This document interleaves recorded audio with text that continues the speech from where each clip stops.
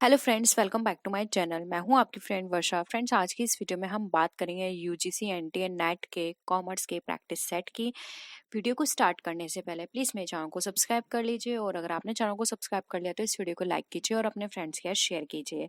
Friends, इस video में हम बात करेंगे चैप्टर वाइज उन सभी क्वेश्चंस की, या फिर जो एक्सपेक्टेड है, हमें लगता है कि इस तरह के क्वेश्चंस पूछे जा सकते हैं, उन सभी क्वेश्चंस को हम यहाँ पर डिस्कस करेंगे। तो चलिए फ्रेंड्स, आज की इस वीडियो को हम स्टार्ट करते हैं। फर्स्ट क्वेश्चन है हमारा, dash costing used is in transport undertaking, यानी कि इसमें से कौन सी कॉस्टिंग है जो ट्रांसपोर्ट अंडरटेकिंग में यूज की जाती है। Process costing, service costing, multiple costing, या फिर जॉब कॉस्टिंग। तो फ्रेंड्स, ट्रांसपोर्ट के अंदर हम क्या प्रोवाइड करते हैं? सर्विस प्रोवाइड करते हैं। तो यहाँ पर जो कॉस्टिंग यूज होगी वो हमारी सर्विस कॉस्टिंग यूज होगी। तो यहाँ पे ऑप्शन हमारा 1 जो है वो राइट आंसर है। ट्रांसपोर्ट के अंदर सर्विस कॉस्टिंग यूज होती है। नेक्स्ट क्वेश्चन पे आते हैं। The total variable cost dash in the total proportion to output, यानी कि टोटल वेरिएबल कॉस्ट में जब हमारा टोटल प्रोपोर्शन आउटपुट का इंक्रीज होगा या डिक्रीज होगा, तो टोटल वेरिएबल कॉस्ट जो है उसमें क्या इफेक्ट पड़ेगा? इंक्रीज होती है प्रोपोर्शन में, या फिर डज नॉट इंक्रीज, डिक्रीजेज, या फिर नन ऑफ दीज। तो फ्रेंड्स, अगर यहाँ पे हम टोटल प्रोपोर्शन की बात कर रहे हैं, टोटल प्रोपोर्शन आउटपुट की, तो टोटल वेरिएबल कॉस्ट हमारी हमेशा इंक्रीज होगी। क्योंकि फ्रेंड्स, यहाँ पर जो फिक्स्ड कॉस्ट की बात करते हैं तो फिक्स्ड कॉस्ट सेम रहती है अगर हमारा आउटपुट डिक्रीज हो रहा है या फिर हमारा आउटपुट इंक्रीज हो रहा है। वहां पे हमारे फिक्स्ड कॉस्ट पर कोई इफेक्ट नहीं पड़ता, लेकिन हमारी आउटपुट के साथ हमारा जो वेरिएबल कॉस्ट है वो भी हमारी इंक्रीज होती है, और अगर आउटपुट हमारा कम होता है तो वेरिएबल कॉस्ट भी हमारी डाउन होती है। नेक्स्ट क्वेश्चन पे आते हैं। वेरिएबल कॉस्ट पर यूनिट, यानी कि वेरिएबल कॉस्ट पर यूनिट किस तरह की रहती है? रिमेन्स कांस्टेंट रहती है, वेरी करती है, डिक्रीजेज होती है, या फिर इंक्रीज होती है।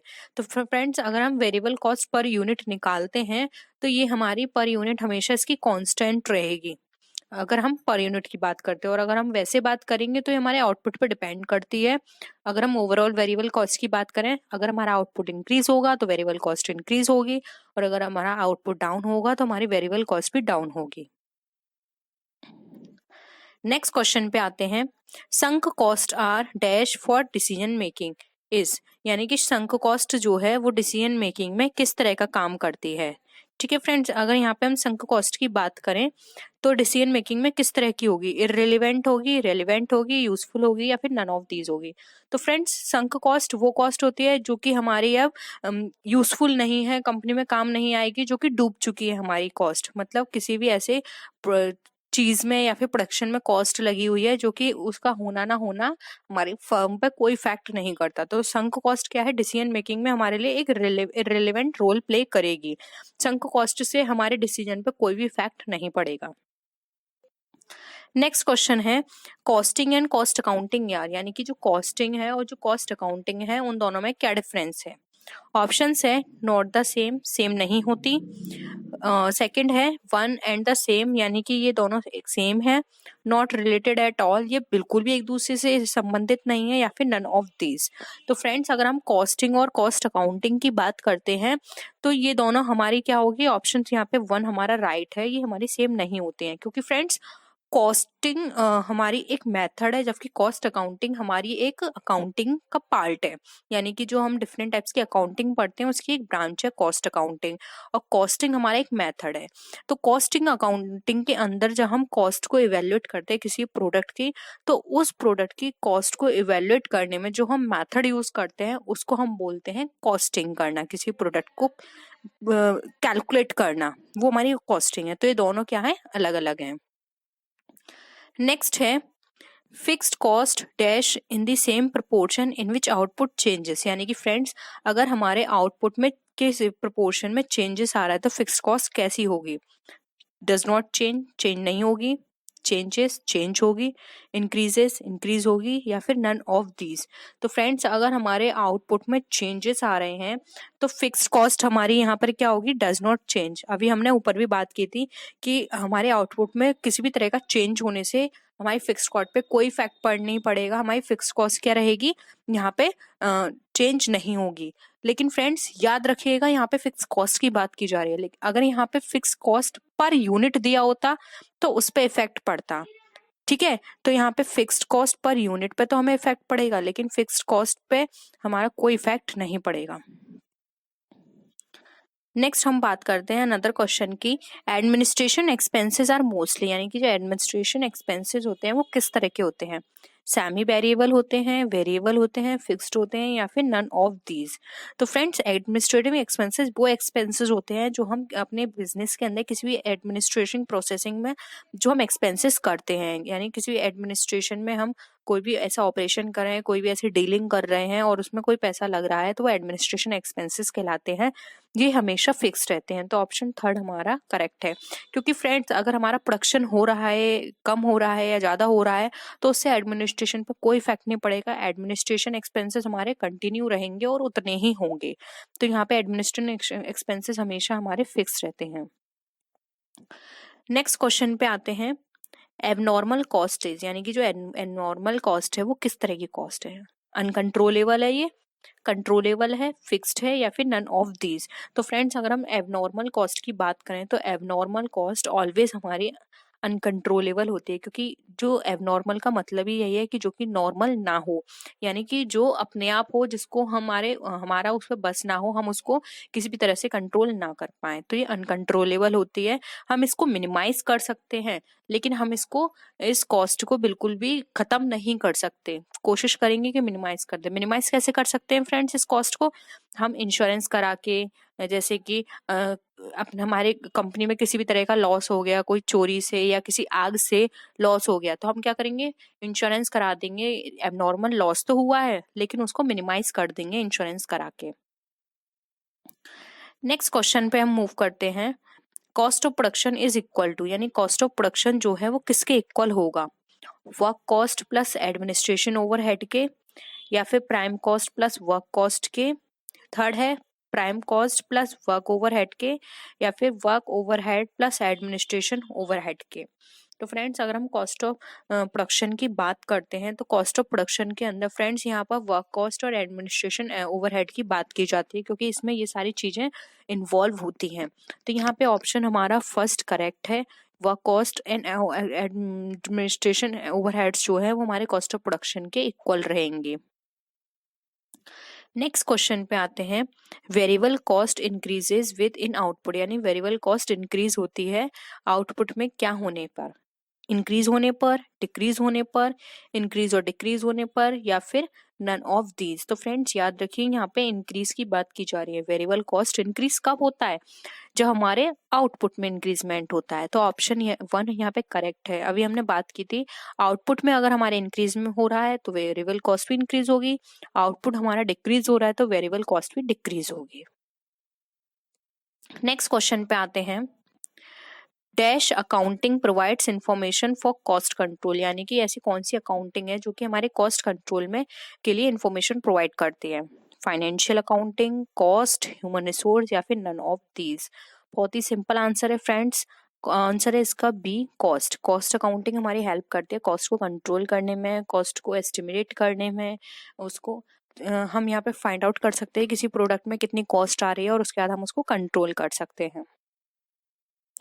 नेक्स्ट क्वेश्चन पे आते हैं, dash is one which can be conveniently identified with the charged to a particular unit of cost, यानी कि फ्रेंड्स वो क्या होगा जब हमारी कोई भी ऐसा पर्टिकुलर यूनिट ऑफ कॉस्ट पे कोई भी हम ऐसी कन्वीनियंटली चार्ज करेंगे अपनी कोई भी ऐसी कॉस्ट, तो वो कॉस्ट हमारी कौन सी कॉस्ट कहलाएगी, डायरेक्ट कॉस्ट कहलाएगी, इनडायरेक्ट कॉस्ट कहलाएगी, ओवरहेड कहलाएगी, या नन ऑफ दीज कहलाएगी।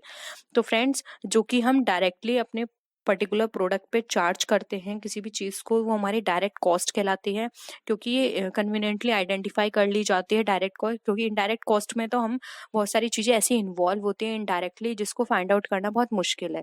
लेकिन डायरेक्ट कॉस्ट में हम जो भी डायरेक्टली इन्वॉल्व होंगे उस पर्टिकुलर प्रोडक्ट से या यूनिट ऑफ कॉस्ट से, जो भी कॉम्पोनेंट या फिर एलिमेंट बोल सकते हैं वो इन्वॉल्व होंगे, तो हम वहाँ पे उसकी कॉस्ट ईजिली निकाल सकते हैं।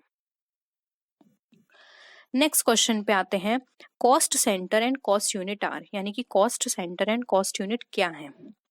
नॉट द सेम, सेम नहीं है दोनों, द सेम, सेम है, नॉट रिलेटेड, आपस में रिलेटेड नहीं है, या फिर नन ऑफ दीज। तो फ्रेंड्स, यहाँ पर अगर हम बात कर रहे हैं cost centre and cost unit की। तो फ्रेंड्स ये नॉट द सेम, ये सेम चीज नहीं है। रिलेटेड तो है एक दूसरे से लेकिन सेम नहीं होती हैं। कॉस्ट सेंटर वो होती है जो पर्टिकुलर किसी सेंटर पर जो कॉस्ट लगती है, जबकि कॉस्ट यूनिट एक पर्टिकुलर प्रोडक्ट की यूनिट पर जो कॉस्ट आ रही है वो कॉस्ट यूनिट कहलाती है। तो ये दोनों एक दूसरे से रिलेटेड तो हैं लेकिन ये सेम नहीं है। नेक्स्ट क्वेश्चन पे आते हैं। Fixed cost per unit dash with rise in output and dash with fall in output. यानी कि फ्रेंड्स याद रखिएगा, ऊपर हमने क्वेश्चन डिस्कस किया था, अगर आपने वो अच्छे से समझा होगा तो यहाँ पे आप इजीली इसका आंसर दे सकते हैं। यहाँ पे फिक्स्ड कॉस्ट पर यूनिट की बात की जा रही है। तो फ्रेंड्स अगर आउटपुट में राइज हो रहा है तो फिक्स्ड कॉस्ट पर यूनिट कैसी होगी, और अगर यहाँ पर फिक्स्ड कॉस्ट कैसी होगी अगर यहाँ पे आउटपुट हमारा फॉल हो रहा है। Decrease increase, increase decrease, is constant, remain same, या फिर नन ऑफ द अबव। तो फ्रेंड्स यहाँ पर हमारा जो राइट आंसर है वो है ऑप्शन ए। अगर यहाँ पे फ्रेंड्स रिवर्स होता है, पर कॉस्ट की बात की जा रही है, याद रखना। अगर यहाँ पे आउटपुट हमारा राइज हो रहा है तो फिक्स्ड कॉस्ट क्या होगी, डिक्रीज होगी, और अगर यहाँ पे आउटपुट हमारा फॉल जा रहा है तो यहाँ पे इंक्रीज होगी। तो यहाँ पे ऑप्शन हमारा 1 करेक्ट है। नेक्स्ट क्वेश्चन पे आते हैं हम।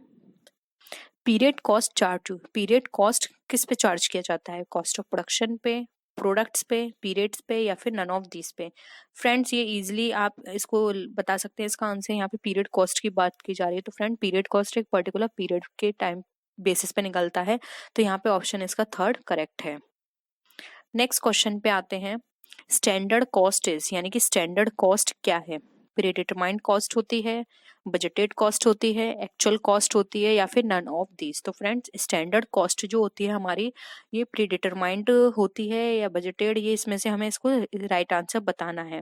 तो फ्रेंड्स स्टैंडर्ड कॉस्ट ऑलवेज हमारी प्रीडिटरमाइंड रहेगी, क्योंकि स्टैंडर्ड का मतलब ही यही है कि आपने पहले से एक स्टैंडर्ड फिक्स कर दिया, यानी कि पहले से प्रीडिटरमाइंड कॉस्ट फिक्स कर दी कि हमें इस प्रोडक्ट की इतनी कॉस्ट रखनी है, तो इस हिसाब से हमें इसके जो मटेरियल इसमें यूज हो रहा है उसके अकॉर्डिंग इसमें यूज करना होगा। ऐसा ना हो कि हमने कॉस्ट जो रखनी थी उससे ज्यादा हमने मटेरियल यूज कर दिया तो एक फर्म को लॉस होगा।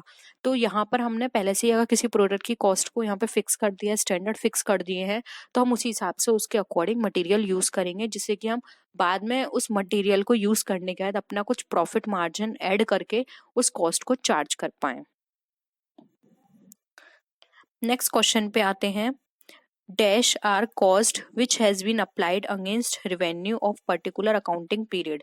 यानी कि ऐसा क्या कारण है जिसके कारण हमारी जो अकाउंटिंग किसी पर्टिकुलर अकाउंटिंग पीरियड पे हमारा रेवेन्यू अप्लाई किया जाता है। ठीक है, एक्सपेंसेस कहलाते हैं, इनकम होती है, लॉस होती है, या फिर नन ऑफ दीज होता है इसका आंसर। तो फ्रेंड्स ये चीज हमारे एक्सपेंसेस कहलाएंगी, क्योंकि एक्सपेंसेस एक ऐसा कारण है जो कि किसी पर्टिकुलर अकाउंटिंग पीरियड पर जो कि रेवेन्यू के अगेंस्ट में अप्लाई किया जाता है। क्योंकि हमारे पास 2 ही चीजें होती हैं, तो रेवेन्यू होता है या फिर हमारे एक्सपेंसेस होते हैं। तो हम वहां पर इसका जो करेक्ट आंसर होगा वो ऑप्शन ए करेक्ट है। नेक्स्ट क्वेश्चन पे आते हैं हम। Is the smallest segment of activity और एरिया और responsibility for which cost is accumulated. यानी कि डैश वो ऐसी स्मॉलेस्ट सेगमेंट एक्टिविटी का सेगमेंट है या फिर एरिया या रेस्पॉन्सिबिलिटी है जिसमें हमारी कॉस्ट को एक्यूमुलेट किया जाता है। कॉस्ट ऑब्जेक्ट कहलाती है, कॉस्ट सेंटर कहलाती है, कॉस्ट ड्राइवर कहलाती है, या फिर नन ऑफ दी अबव है। ये नन ऑफ दीज भी बोल सकते हैं हम इसे। तो फ्रेंड्स इसका जो राइट आंसर है वो है ऑप्शन बी, कॉस्ट सेंटर कहलाते हैं। यानी कि ऐसी कोई भी एक छोटा स्मॉल एरिया किसी भी एक्टिविटी का या फिर एक ऐसा सेगमेंट जिसमें हम उसकी कॉस्ट को एक्यूमुलेट करते हैं वो हमारा कॉस्ट सेंटर कहलाता है। नेक्स्ट क्वेश्चन पे आते हैं। द प्राइमरी एम्फेसाइजेस ऑफ, यानी कि जो प्राइमरी एम्फेसाइजेस होता है dash cost is on the planning function of management. यानी कि जो मैनेजमेंट की प्लानिंग फंक्शन पर जो भी कॉस्ट लगती है वो प्राइमरी किस पे एम्फेसाइज करती है, बजट पे, स्टैंडर्ड पे, पीरियड पे, या फिर नन ऑफ दीज पे। तो फ्रेंड्स ये हमारी प्राइमरली एम्फेसाइज करेगी। यहाँ पे फ्रेंड्स याद रखिएगा मैनेजमेंट की बात की जा रही है, तो मैनेजमेंट के अकॉर्डिंग जो इसको सबसे ज्यादा जो एम्फेसाइज करेगी वो है हमारा ऑप्शन बी, सॉरी ए, बजट। बजट पे वो सबसे ज्यादा एम्फेसाइज करेगी, क्योंकि वो बजट पहले से ही उसने बना के रखा हुआ है। तो उस बजट के अकॉर्डिंग कॉस्ट को वहाँ पे वो देखेगी कि इसका इतना कॉस्ट है या फिर इसके लिए इतनी फंडिंग की गई है, तो इसकी हमें कॉस्ट इतनी निकालनी है जिससे कि हम अपना इतना ऐड करके प्रॉफिट, इतना रेवेन्यू जनरेट कर पाए। तो यहाँ पे सबसे ज्यादा जो फोकस करेगी वो होगा budget. Next and last question है हमारा वीडियो का, dash cost is irrevocable cost, यानी कि ऐसी कौन सी कॉस्ट है जो कि इररिकवरेबल कॉस्ट है हमारी, marginal cost, out of pocket, sunk, या फिर नन ऑफ दीज। तो फ्रेंड्स इसका जो राइट आंसर है वो है ऑप्शन बी, संक कॉस्ट, यानी कि वो कॉस्ट जो कि डूब चुकी है हमारी, वो हमारी कहलाती है इररिकवरेबल कॉस्ट, यानी अब उसको रिकवर नहीं किया जा सकता, वो हमारी कहलाती है संक कॉस्ट। तो ये नाम से ही आसानी से पता चल रहा है। तो फ्रेंड्स ये था हमारा आज का प्रैक्टिस सेट। आई होप आपको आज के क्वेश्चंस पसंद आए होंगे। अगर क्वेश्चंस पसंद आए तो वीडियो को लाइक कीजिए, अपने फ्रेंड्स के साथ शेयर कीजिए। फ्रेंड्स ये क्वेश्चंस आपके एग्जाम के लिए बहुत ही इंपॉर्टेंट हैं और आई होप आपको सारे कॉन्सेप्ट भी क्लियर हो गए होंगे। किसी भी तरह का डाउट हो तो आप नीचे कॉमेंट सेक्शन में लिख सकते हैं और आप मेरे फेसबुक पेज और इंस्टा आईडी से भी कनेक्ट हो सकते हैं। तो फ्रेंड्स नेक्स्ट वीडियो में हम फिर मिलते हैं और भी अच्छी वीडियोस के साथ। तब तक के लिए बाय बाय।